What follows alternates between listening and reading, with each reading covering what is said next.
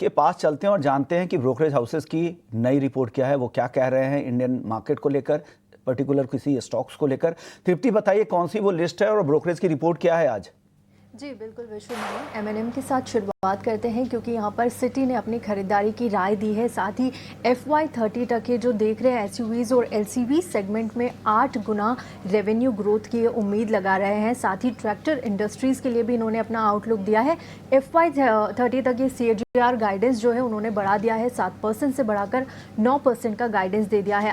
आगे के लिए देखें तो एसयूवी लॉन्चेस पर अब नजर रहेगी। साथ ही 27 नवंबर को एक नए मॉडल का कंपनी टीजर लॉन्च करने वाली है, जिस पर भी अब यहाँ पर नजर रहने वाली है।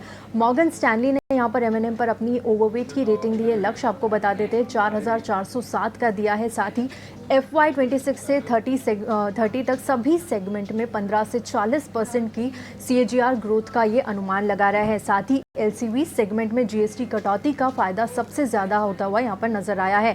SUVs और LCVs में 8 गुना रेवेन्यू ग्रोथ का ये लक्ष्य बता रहे हैं।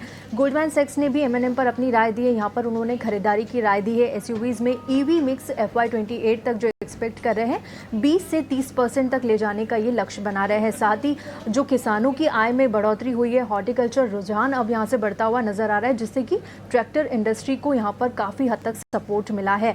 कंपनी का फोकस अब aerospace, life space, trucks and buses को स्केल करने पे है, क्योंकि इनमें से कुछ सेगमेंट में 2 से 3 साल में वैल्यू अनलॉकिंग यहाँ पर ये एक्सपेक्ट कर रहे हैं। मॉर्गन स्टैनली ने TCS पर अपनी राय दी है। ओवरवेट की रेटिंग है। लक्ष्य आपको बता दें 3430 का दिया है। डेटा सेंटर सब्सिडरी में 1 बिलियन का जो निवेश हुआ है उससे यहाँ पर इनको फंडामेंटल्स मजबूत नजर आ रहे हैं। साथ ही बाहरी निवेश जो डेटा सेंटर में आ रहा है उससे यहाँ पर कंपनी का ट्रस्ट अब बढ़ता हुआ दिख रहा है। मॉर्गन स्टैनली ने इंडिको पर अपनी राय दी है। ओवरवेट की रेटिंग है। लक्ष्य इन्होंने 6698 का दिया है और जो दूसरी छमाही है वहाँ पर ये बेहतर और पॉजिटिव आउटलुक इनको नज़र आ रहा है। साथ ही Q3 में ये थोड़ा सा पैसेंजर रेवेन्यू को लेकर कंसर्न है, क्योंकि वहाँ पर फ्लैट नज़र आ सकता है। साथ ही अब जो डिमांड बढ़ रही है उसको पूरा करने के लिए ये जो मिटिगेशंस होते हैं, जितने भी इनके कंसर्न्स है उसको मिटिगेट करने के लिए नए उपाय करते हुए नज़र आ रहे हैं। साथ ही इनका कहना है कि रुपये की तुलना में जो डॉलर मजबूत हो रहा है उसकी वजह से थोड़ा सा यहाँ पे कंसर्न बना हुआ है, क्योंकि इनका 60% कॉस्ट डॉलर लिंक्ड है। साथ ही इंटरनेशनल अब जो विस्तार करेगी कंपनी उससे यहाँ पर आगे जाकर इनको फ़ायदा होता हुआ नज़र आएगा।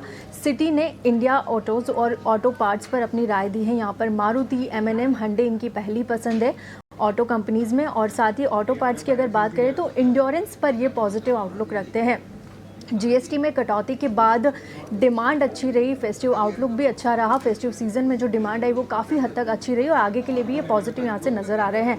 कच्चे माल की लागत थोड़ी बढ़ने से यहाँ पर स्टील और प्रेशियस मेटल्स में थोड़ा सा कंसर्न बना हुआ है। साथ ही एक्सपोर्ट आउटलुक को लेकर ये पॉजिटिव है, लेकिन पार्ट मेकर और JLR अमेरिका में नए टैरिफ को लेकर अभी भी यहाँ पर चिंताएँ बनी हुई है। जी विश्व मोहन। तृप्ति ये पूरी लिस्ट लेकर आने के लिए, लेकिन आपकी लिस्ट से सबसे पहले हम बात कर लेते हैं TCS को लेकर।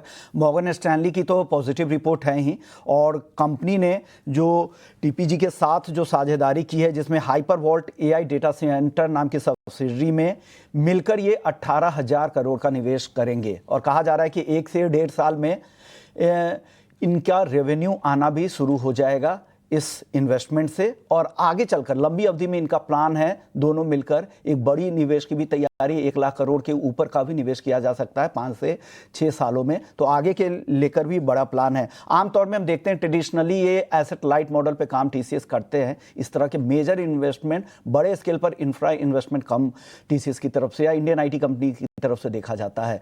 एक फंडामेंटल व्यू ले लेते हैं नरेंद्र सोलंकी जी से। सोलंकी जी बताइए क्या राय बन रही है TCS पे इन इन्वेस्टमेंट को देखते हुए, और ओवरऑल IT सेक्टर पर भी पूरा राय दे दीजिएगा। जी बिल्कुल। IT सेक्टर में जैसे कि हमने अभी डिस्कस किया कि ओवरऑल यहाँ पे अगर आप वैल्यूएशन के हिसाब से देखें तो ऑलमोस्ट 5 ईयर एवरेजेस पे हम लोग चल रहे हैं, और डाउनसाइड यहाँ पे अब बिल्कुल लिमिटेड है, बिकॉज अब नेगेटिव सरप्राइजेस कुछ बचा नहीं है सेक्टर के लिए, और यहाँ से पॉजिटिव इंप्रूवमेंट ही अब होने वाले हैं आगे आने वाले टाइम में।